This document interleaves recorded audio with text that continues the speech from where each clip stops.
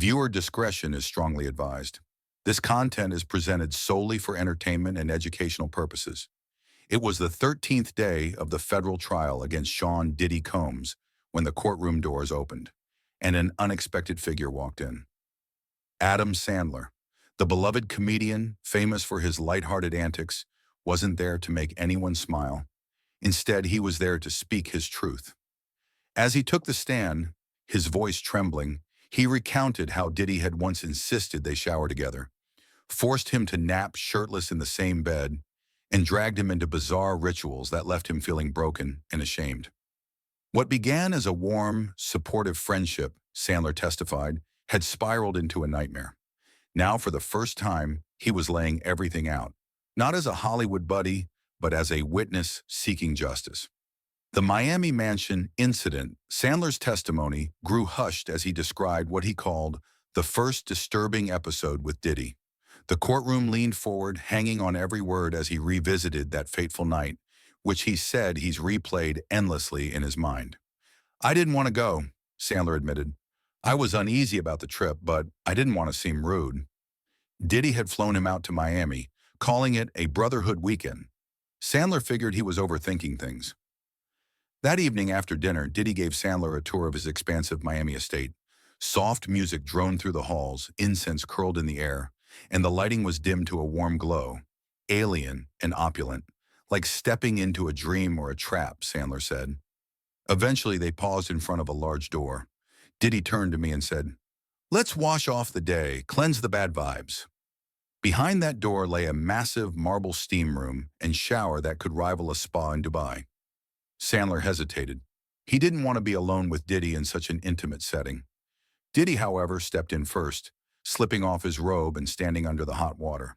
"Come on, man, we're brothers. This is what kings do," Diddy urged, his tone light but insistent. Sandler felt immense pressure. It was framed as a bonding ritual. If he refused, it would be disrespectful.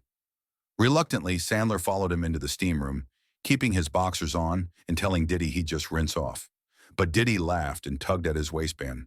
"Don't be shy. This isn't Hollywood. This is real life," he said. Sandler recoiled, feeling small and trapped. For the next several minutes, he stared at the ceiling and bathroom tiles, trying not to think about Diddy's close proximity. Then Diddy leaned in and whispered, "You think I invited you here just to make jokes?" That felt like a threat, an admission of something darker. After that night, Sandler couldn't sleep. He spent the rest of the weekend dodging Diddy's attempts to connect, feigning illness to stay in his guest room. But the balance of their relationship had already shifted. What once seemed like friendship blurred into manipulation. Sandler left Miami feeling dirty, he told the court, and not because of the shower. The Los Angeles encounter, Sandler's voice wavered as he admitted he didn't cut ties with Diddy right away. He'd made excuses to himself. "He's intense, but that's just him." He needed to believe his friend wasn't capable of something more sinister. The next incident happened a few weeks later in Los Angeles, Sandler continued. Diddy invited him over for what he called a recharge day, a casual hangout where they might watch movies or brainstorm skits, just like old times. Sandler agreed. When he arrived, the house was eerily quiet. No entourage, no assistants, just Diddy in silk pajamas, holding a remote. "He welcomed me in like nothing was weird," Sandler recalled. Diddy's ability to make Sandler doubt his own discomfort was part of his power. They popped in a childhood favorite comedy, and for a moment, everything felt normal. But then Diddy paused the movie and turned to Sandler. "You look tired. Come nap with me, bro. Don't fight it. Just rest." Sandler laughed nervously, unsure if it was a joke. Diddy stood, walked toward the bedroom, and glanced back, expecting Sandler to follow. Against every instinct, Sandler complied. "I didn't want to make it weird," Sandler explained. "I figured if I just played along, nothing would happen." In the bedroom, Diddy climbed into a massive California king bed and patted the spot beside him. "You don't have to do anything," he said. "Just close your eyes, trust me." The silence stretched, and the room seemed to shrink. Then Diddy spoke again. "You're mine now, Sandy. Always have been." Those words, Sandler said, sent a chill through him. He lay there frozen, eyes wide open, feeling powerless. That nap dragged on for what felt like an eternity. When Diddy finally got up, Sandler bolted for the door. He cried all the way home, because in that moment, he knew their relationship had become something monstrous. Yet he still didn't tell anyone. How could he admit that a man who'd once called him a comedy soulmate had made him so afraid? The Aspen Lodge breaking point. Sandler looked down at the courtroom floor, his voice barely above a whisper as he described the next harrowing experience. Despite the repeated unsettling encounters, Diddy continued to act as if none of it ever happened. Texting Sandler memes, sending extravagant gifts, dropping by unannounced, boasting about projects they'd collaborate on. It was as if Diddy was attempting to overwrite those dark moments, to make Sandler question his own memories. The real tipping point, Sandler testified, came during an industry retreat in Aspen. What was meant to be a ski weekend for artists, writers, and producers turned into another isolated nightmare. Diddy had arranged for a separate lodge, miles away from the main resort, supposedly for a quiet escape. Against his better judgment, Sandler agreed to join him. "I thought I'd be safe," Sandler said. "There were so many people around. How could he try something?" But in that private lodge, it was only Diddy, a roaring fireplace, and a camera on a tripod. Sandler assumed Diddy might be filming some creative project. Instead, Diddy rummaged through a dresser, pulled out a pair of silk shorts and a robe, and tossed them to Sandler. "Put this on," Diddy commanded, a strange intensity in his eyes. Sandler refused. Diddy insisted. "You're in my space now. This is how we do it," he joked. Feeling trapped, Sandler relented and changed in a nearby bathroom to avoid a confrontation. When he came out, Diddy was lounging on a bare rug, wearing only the robe. He grinned at Sandler like a predator sizing up its prey. "Now we're equals. No layers, no lies." Then Diddy ordered Sandler to remove his clothes entirely. "Be raw. Let go of your ego." Sandler refused again, but Diddy didn't accept refusal. He rose and tried to untie Sandler's robe. Sandler pushed him away and made it clear he was leaving. Diddy's voice dropped to something more menacing. "You'll regret leaving. This is about trust. You don't walk away from someone who sees the real you." Sandler fled. Back at the resort, he retreated into silence, feeling violated and confused. He wasn't physically assaulted, but the emotional trauma left him shattered, he told the court. Avon turned poisonous. Tears filled Sandler's eyes as he explained he once loved Diddy, like a brother or even a mentor. In the early 2000s, Diddy was everywhere, and for a time Sandler stood right beside him. They attended parties, walked red carpets together, and even went on double dates. They'd joke about movies they'd make, brainstorming how to blend hip-hop with comedy. It all felt innovative, exciting, like they were building something monumental. But gradually, Diddy's behavior turned subtly manipulative. Sandler described how Diddy would call him in the middle of the night, 2 a.m., claiming he needed Sandler's help, then trap him in hours-long conversations about loyalty and secrecy. He'd guilt-trip Sandler for hanging out with other friends, saying things like, "They don't understand you like I do," or "You wouldn't be where you are without me." Sandler began to feel like a commodity, an investment he owed Diddy for lunches, dinners, introductions to industry heavyweights. And yet he stayed, because trauma confuses you. Diddy's world didn't just blur boundaries, he erased them. One New Year's Eve in 2006, Sandler recalled, he and Diddy were celebrating at a luxury villa in the Bahamas. When the clock struck midnight and everyone was cheering with champagne, Diddy pulled Sandler aside and quietly said, "This year, you belong to me." At the time, Sandler laughs now. He chalked it up to Diddy's dramatic flair. But under oath, he recognized what it really was, a chilling declaration. He tried to rationalize it. He had no bruises, so he told himself he wasn't a victim. But he conceded, "I was imprisoned emotionally. That is abuse." A dark revelation. Sandler paused, shaking his head, before revealing something he'd never told anyone. Not his wife, not his agent, not even his therapist, until the trial began. It happened in 2007 at Diddy's sprawling estate in the Hamptons. Diddy had invited Sandler over for a supposed creative review night, pitching it as a private brainstorming session for a comedy project they might do together.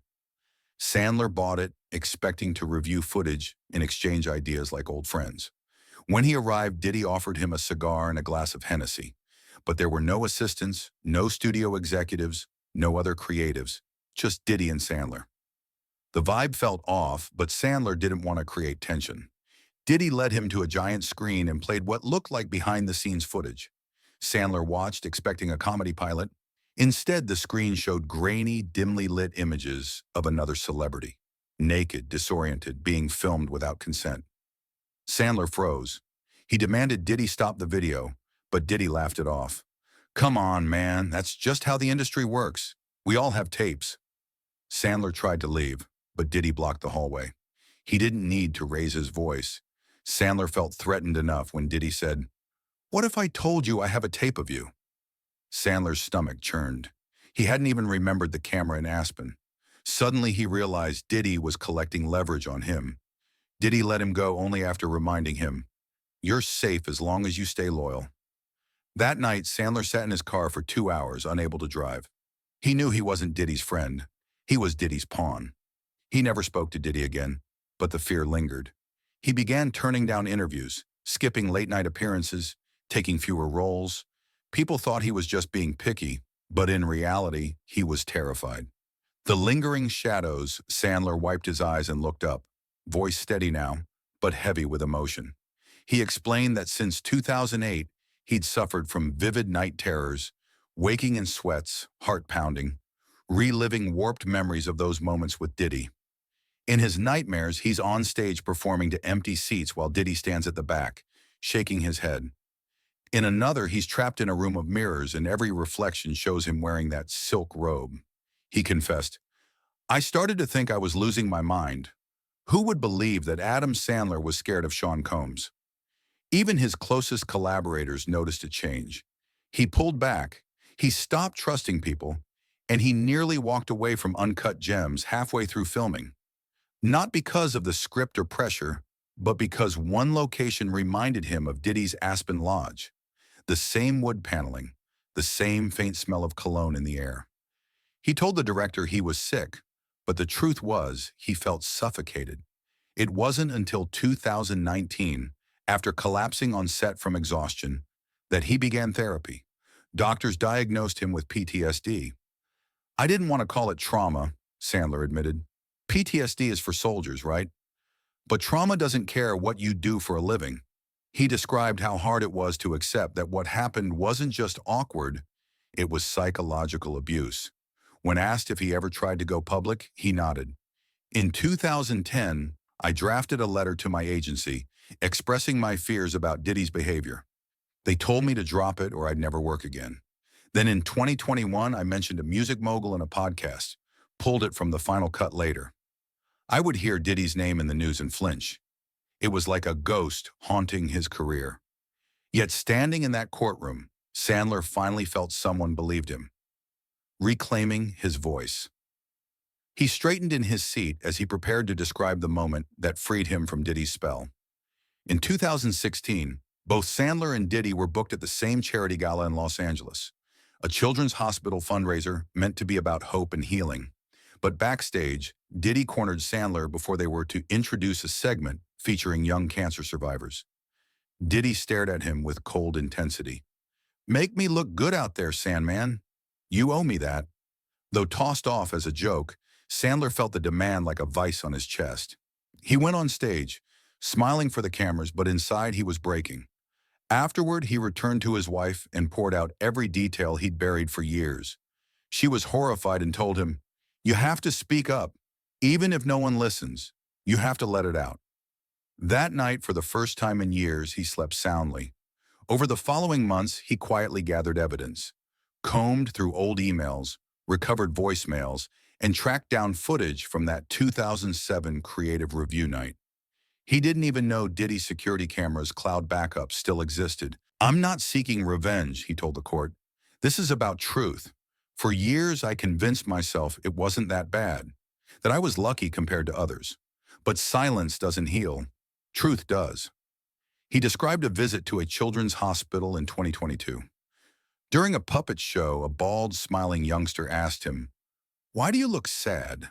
In that moment, Sandler realized that if a child could see his pain, it was still alive inside him. He turned to Diddy in the courtroom.